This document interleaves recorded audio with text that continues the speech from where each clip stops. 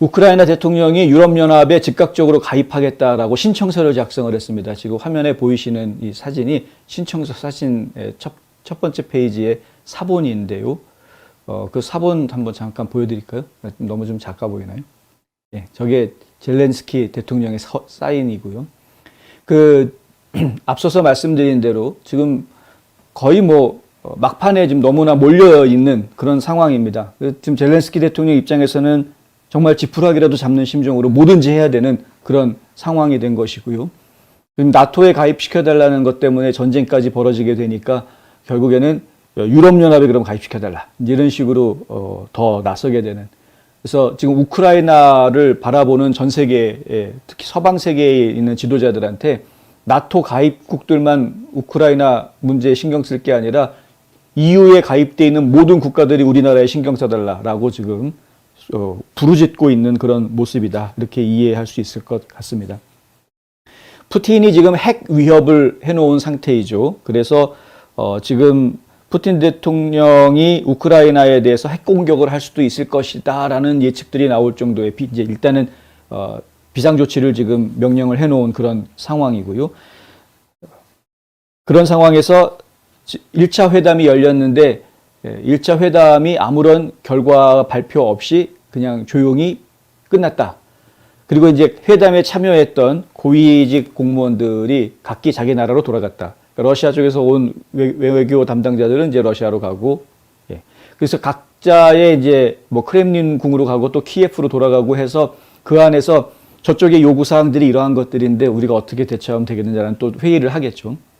그런데 그 요구사항을 받아들이기가 좀 굉장히 힘든 요구사항들이기 때문에 기본적으로 러시아에서 요구하고 있는 그 요구사항들 중에 하나가 뭐냐면요. 젤렌스키 정권 물러나랍니다. 너희 정부 다 퇴진해라. 그리고 우리가 새로운 정부를 세우겠다. 이런 식입니다. 대놓고 세우겠다라는 말은 물론 안 하지만 새로운 정부를 세우겠다. 국민투표를 통해서 이제 이렇게 이야기하는 것인데 러시아 쪽에서는. 그럼 그것이 결국에는 뻔한 것이 이제 친러시아 정부를 만들어 놓겠다라는 이야기인 것이죠. 이제 무력으로 사람들을 겁박해 놓고 친러시아 정부를 세우겠다라는. 다른 부분들, 나토에 가입하는 거 안 된다. 이런 것들은 한 발 양보해 줄 수 있습니다. 지금 EU에 가입하겠다라는 제스처가 그런 것으로 대치될 수 있습니다. 우리 나토에 가입하지 않고 그럼 EU에 가입하겠다. 이렇게 대안으로 얘기할 수 있는 부분이 생기지 않습니까? 그런데 젤렌스키 대통령 행정부는 물러나라. 이 부분은 어떻게 본인이 감당을 할 거냐 이거죠. 그러니까 그런 러시아의 요구사항들이 지금 젤렌스키 쪽에서는 받아들이기가 어려운 부분들이기 때문에 이 실질적으로 평화협정이 제대로 전개될지는 지금 정확하게 알 수 없는 그런 상황입니다. 한편 우크라이나는 지금 어떻게 쓰든 결사항전하겠다라는 모습을 분명하게 보여주고 있는 것이 사실입니다. 이미 보도를 통해서 많이 알고 계시겠지만은 고스트 오브 키예프라는 이야기가 나오지 않았습니까? 이제 우크라이나 쪽의 어떤 전투기 조종사가 러시아 전투기 6대를 우크라이나 전투기 1대가 러시아 전투기 6대를 격추시켰다. 대대적인 이제 화제가 됐죠. 언론들이 그것을 지금 확인하기 위해서 사방팔방 뛰어다니고 있는데 누가 그랬는지 잘 모르겠지만 어쨌든 우크라이나 전투기가 러시아 전투기를 격추시킨 것은 사실인 것 같다. 그 숫자가 6대인지 그거는 확인이 확실하게 되지는 않지만 러시아 전투기를 격추시킨 것만큼은 사실인 것 같다. 이런 상황입니다. 그러니까 지금 누군지 모르는 인물이 그렇게 했다 해서 더 화제가 되고 있고요. 그게 이제 키예프의 유령이라는 별명까지 붙으면서 근데 이런 상황이 벌어지게 되면은 우크라이나 군 그리고 우크라이나 시민들, 주민들은 국민들이 전부 다 이제 사기가 살게 되죠, 사기. 전쟁에 있어서 이 군의 사기라는 것은 그 무엇보다도 중요합니다. 아무리 무기가 재래식이고 나쁘다고 하더라도 그리고 병사 수가 적다고 하더라도 이 사기라는 것이 충천하게 되면 그럼 승기를 잡을 수 있는 기회가 생길 수도 있는 것이죠. 러시아가 그것에 지금 발목이 잡혀 있는 것 아닙니까? 밀어붙이면은 지금 들어갈 수 있을 줄 알고 밀어붙였는데 의외로 지금 반항이 너무나 거세서 지금 무기골 습격을 하고 보급로를 차단하려고 하고 이런 문제들에 봉착하기 때문에 굉장히 난감해지니까 초기 한 3일 몰아붙였다가 지금 방향을 좀 다시 바꿔봐야 되는 것 아니냐라는 이야기들이 나오게 됐던 것 같고요. 일단 1차 평화협상은 진행이 됐지만은 별 성과는 없는 것으로 보인다라는 이야기 해드릴 수 있을 것 같고요. 가까운 시일 내에 2차 회담이 열릴 수 있다라는 이제 이야기가 나와 있는데 2차 회담이 열리는 건 진짜 열릴지 안 열릴지는 열려봐야 합니다.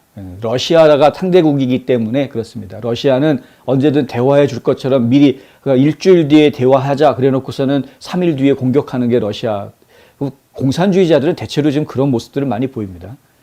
야비하게 거짓말하고 약속 안 지키고 오히려 그것을 역공의 기회로 삼는 바보냐 왜 적의 말을 믿냐 뭐 이따위 이야기를 하는 그런 사람들이기 때문에 이제 2차 회담을 앞으로 할 거다라는 말은 나왔습니다만은 해야 하는 거다. 2차 회담을 한다라는 것은 1차 회담에서 이루어졌던 대화들의 내용들, 서로 간의 주장들에 대해서 어느 정도 조율안이 나올 수 있어야 2차 회담이 가능해지는 것인데 이제 그것이 가능해질지는 아직은 지금 확실하게 이야기가 좀 어렵다라는 것이고요. 아까 좀 전에 말씀드린 대로 EU에 가입하는 것이 과연 그럼 가능하냐? 실제로 현실적으로는 상당히 어렵다라는 겁니다. 현재 27개 가입국을 가지고 있는 EU 같은 경우에는 27개 나라가 전부 다 만장일치로 승인을 해주어야 그래야 가입을 할 수가 있기 때문에 절차가 상당히 까다로울 수밖에 없습니다. 그래서 이거는 좀 힘든 그리고 각 나라마다 그 우크라이나가 EU에 가입하는 것을 승인해주는 조치들을 각 나라마다 법들이 또 다르고 규칙들이 다 달라서요. 예를 들어서 의회에서 그걸 승인을 해야 된다. 혹은 뭐 국민투표를 붙여야 된다거나 뭐 이런 나라가 있는지 없는지 모르겠습니다만. 그러니까 그런 식으로 좀 절차들을 거쳐야 되는 절차들이 좀 복잡하기 때문에 하루 이틀에 되는 정도가 아니고요. 한 달, 두 달도 아니고 몇 년이 걸리는 일이다라고 이야기가 되고 있습니다. 이것은 실제로 EU에 가입한다라는 제스처라고 이해하기보다는 아까 말씀드렸던 그 나토에 가입하는 걸 우리가 포기하더라도 우리는 EU에 가입하겠다. 뭐 이런 쪽의 방향 전환. 그래서 어떤 그 러시아와 우크라이나 간에 대화를 할 수 있는 어떤 그 서로 간에 양보하는 지점들을 만들기 위한 그런 포석이 아닐까. 뭐 이런 정도의 추측을 저희가 해볼 수 있는 것 같고요. 한편 지금 러시아 지상군은 긴 꼬리에 행렬을 하고 계속해서 우크라이나 쪽으로 향하고 있다라는 이야기 지금 나오고 있는데요. 민간 회사에서도 위성들을 많이 운영을 하고 있죠. 그 맥사르 테크놀로지라는 회사에서 지금 운영하고 있는 인공위성에서 찍은 사진을 보면은 거의 17마일, 굉장히 긴 겁니다. 17마일에 꼬리에 꼬리를 문 수송차들, 전차들 이 행렬이 지금 우크라이나 쪽으로 가고 있다. 이런 이야기들이 나오고 있습니다. 한편 우크라이나 국민들은 지금 정말로 이제 필사항쟁, 죽기 아니면 살기로 지금 버티겠다, 싸우겠다라는 그런 결의를 다지고 있는 그런 상황인 것이고요. 지금 당장은 젤렌스키 대통령 자체가 어디로 도망가지 않고 이 나라를 지키고 있다라는 모습, 그것이 이제 국민들에게는 큰 힘을 주고 있는 모습이고, 그리고 국민들이 남녀노소 불구하고 누구나 다 총기를 가지고 무기를 사용할 수 있게끔 훈련을 받았다라는 것, 그리고 또 지금 무기고 습격이라든가 보급로 공격이라든가 이런 것들이 어느 정도는 성공을 거뒀던 그런 그 전투들이 있었던 것으로 그렇게 소식이 전해지고 있어서 굉장히 저희가 지금 어떻게 보면은 좀 긍정적인, 어떤 분들은 그런 얘기를 하시더라고요. 실제로 미국이 도와주는데 한계가 있지 않느냐. 미국이 도와줘도 그 나라 국민들이 싸울 의지가 있어야 효과가 나오는 것인데, 그런데 미국이 도와준 나라들 중에서 그 나라 국민들이 정말 싸울 의지가 있어가지고 끝까지 싸웠던 나라는 한국밖에 없었다. 이런 얘기 하시더라고요. 과거에 한국전쟁에서 그랬다는 겁니다. 베트남 전쟁 같은 경우에는 결국에는 미군들 나가라고 그러지 않았습니까? 자기들끼리 휴전협정 할 테니까 미군들 나가라. 그래서 미군들 나가고 났더니 바로 그냥 공산당한테 먹혀버렸죠. 이런 식이었는데 항상. 그리고 아프가니스탄 같은 경우는 저희가 봤지만은 대통령이 아예 그냥 돈가방 사가지고 도망가지 않았습니까? 그러니까 탈레반들이 들어오니까 그냥 아프간 정교군들이 전부 다 항복해버리고 다 도망가버리는 그러한 상황이 되면은 도와주는 게 아무런 의미가 없는데, 지금 우크라이나 같은 경우에는 지금 얘기가 다르지 않느냐는 겁니다. 끝까지 싸우겠다, 목숨 걸고 싸우겠다. 지금 젤렌스키 대통령이 전쟁 발발하기 바로 직전에 어떤 조치를 취하냐면 18살부터 65세까지 남성은 출국 금지 명령을 내립니다. 전 국민에 대해서.